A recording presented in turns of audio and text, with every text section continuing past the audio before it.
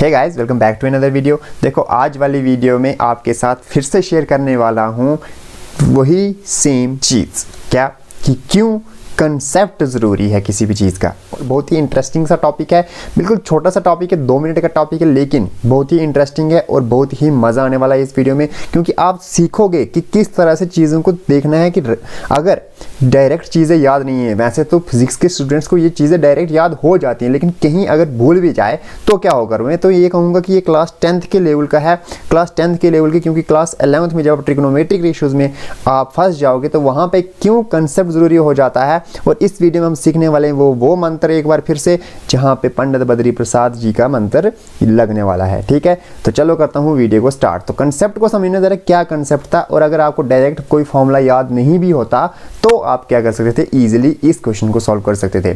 तो doubt student का ये था कि उसको एग्जाम में sec square theta minus tan square theta की डायरेक्ट वैल्यू भूल गई थी इस ट्रिग्नोमेट्रिक एक्सप्रेशन की। ठीक है, तो कंसेप्ट देखना ज़रा यहाँ पे क्या है। अगर डायरेक्ट चीज़ें नहीं भी याद हैं तो किस तरह से इस क्वेश्चन को सॉल्व कर सकते थे। ठीक है, तो चलो करता हूँ वीडियो को स्टार्ट। वीडियो को स्टार्ट करने से पहले अगर आपने अभी तक चैनल को सब्सक्राइब नहीं किया तो प्लीज़ चैनल को सब्सक्राइब कर देना, वीडियो को लाइक भी कर देना। चलो करता हूँ वीडियो को स्टार्ट। देखो, क्वेश्चन था आपके पास sec square theta minus tan square theta किसके बराबर होता है। वैसे अगर डायरेक्ट वैल्यू याद है तो बहुत ही अच्छा है, लेकिन अगर डायरेक्ट वैल्यू याद नहीं है तो क्या होता। तो उसके लिए आपको सबसे पहले ये 2 चीज़ों को समझना बहुत ज़रूरी था। एक है आपके पास sec स्क्वायर थीटा और एक है आपके पास tan स्क्वायर थीटा। यही 2 चीज़ें हैं। तो याद करो ज़रा, आपने मंत्र पढ़ा है सर, हमने मंत्र पढ़ा है पंडित बद्री प्रसाद हर हर बोल, है ना। और साथ में फिर पढ़ा है सर हमने हर हर बोल पंडित बद्री प्रसाद। तो सर ये क्या हो गया, ये PPB ये क्या हो गया। तो आपने क्लास 10th में पढ़ा होगा ट्रिग्नोमेट्रिक रेशियोज में कि ये जो चीज़ें हैं ये आपके पास बन के आ जाता है साइन ऑफ थीटा, ये बन जाता कॉस ऑफ थीटा, ये टेन थीटा, ये कोसेक थीटा।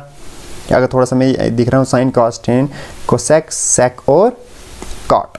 यानी कि सर हमारे पास अगर साइन थीटा की वैल्यू मुझे चाहिए तो मैं डायरेक्ट P/H लिख दूंगा, यानी कि परपेंडिकुलर अपॉन हाइपोटेन्यूज। कॉस की चाहिए तो बेस अपॉन हाइपोटेन्यूज, टेन की चाहिए तो परपेंडिकुलर अपॉन बेस। और इस तरह से कोसेक सेक और कॉट के लिए भी मुझे वैल्यूज़ पता है। और दूसरी चीज़ के साथ ये भी है आपको, देखो साइन थीटा के इन्वर्स में क्या आता है आपके पास, कोसेक थीटा आता है, क्योंकि साइन थीटा अगर परपेंडिकुलर अपॉन हाइपोटेन्यूज है तो कोसेक थीटा किसके बराबर है, हाइपोटेन्यूज अपॉन परपेंडिकुलर। ये चीज़ भी आपको नोटिस की होगी आपने। कॉस थीटा किसके इन्वर्स है सर, कॉस थीटा ये सेक के इन्वर्स है, क्योंकि बेस अपॉन हाइपोटेन्यूज है तो ये हाइपोटेन्यूज अपॉन बेस है। और सेम अगर टेन है, टेन आपके पास, इसलिए आप लिखो टेन थीटा किसके बराबर लिखते हो, टेन थीटा को हम लिख सकते हैं 1/cot थीटा के बराबर। क्यों, क्योंकि अगर tan theta perpendicular upon base है तो cot थीटा आपके पास बेस बाई परपेंडिकुलर हो जाएगा। आई होप इतनी बात आपको क्लियर है। ठीक है, चलो नेक्स्ट देखते हैं। अब आपके पास कहता है कि sec square theta minus tan square theta देखना है आपने। तो सबसे पहले आपकी नज़र चली चाहिए थी कहाँ, sec स्क्वायर थीटा की तरफ। तो आप बोलोगे सर हाइपोटेन्यूज अपॉन बेस यही है, और उसमें से माइनस कर देना आपने tan स्क्वायर थीटा। तो tan square theta sir perpendicular upon base. ठीक है, इतनी बात। सर ये हो जाएगा हमारे पास हाइपोटेन्यूज का स्क्वायर बाई बेस का स्क्वायर माइनस परपेंडिकुलर का स्क्वायर बाई बेस का स्क्वायर। अब बात करते हैं ज़रा, यहाँ से देख सकते हो आप, ये तो आपके पास सिंपल सर हमने कुछ नहीं है, प्लस माइनस करना है। ये लिख दोगे hypotenuse square by perpendicular square, और यहाँ से लिख दोगे बेस का स्क्वायर। यहाँ तक क्लियर है। अब आपके पास एक बहुत ही अच्छा सा पाइथागोरस का ट्रिपलेट रहता है। ये आपके पास मान लो कोई राइट एंगल ट्राइंगल है और ये आपको पता है इसका परपेंडिकुलर है, तो आपके पास एक पाइथागोरस ट्रिपलेट रहता है 3, 4 एंड 5। ठीक है, इस चीज़ को आप क्यों देखो, हाइपोटेन्यूज का स्क्वायर माइनस परपेंडिकुलर का स्क्वायर को क्यों डायरेक्ट बेस का स्क्वायर लिख सकते हैं और ये डिवाइडेड बाई बेस स्क्वायर लिख सकते हैं। देखो हाइपोटेन्यूज का स्क्वायर कर दोगे तो सर 25 माइनस परपेंडिकुलर का स्क्वायर कर दो तो सर 16।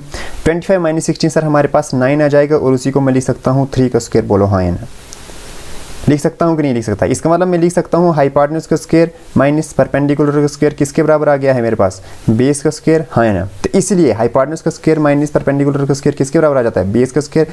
बेस स्क्वायर यहाँ से कट जाएगा, आपके पास पीछे कितना बचेगा 1। इसलिए आपके पास अगर डायरेक्ट वैल्यू याद ना होती तो आप लिख देते sine square theta minus tan square theta is equal to 1। इसलिए कंसेप्ट बहुत ही ज़्यादा ज़रूरी होता है, और ये कंसेप्ट आपका क्लास 11th में भी नहीं है, क्लास 10th से ही आप इसको पढ़ने शुरू हो जाते हो। लेकिन कहने का मतलब ये था कि डायरेक्ट वैल्यू याद भी नहीं है, कभी कभी दिमाग से निकल जाती है, तो आप इस तरह से भी क्वेश्चन का अप्रोच कर सकते थे। आई होप आपको क्लियर हुआ होगा। अगर क्लियर हुआ है तो प्लीज़ एक बार वीडियो को लाइक कर दो, चैनल को सब्सक्राइब भी कर दो। तो चलो इस वीडियो में रखता हूँ इतना ही, मिलते हैं जल्दी अगली वीडियो में, तब तक के लिए टाटा बाय बाय।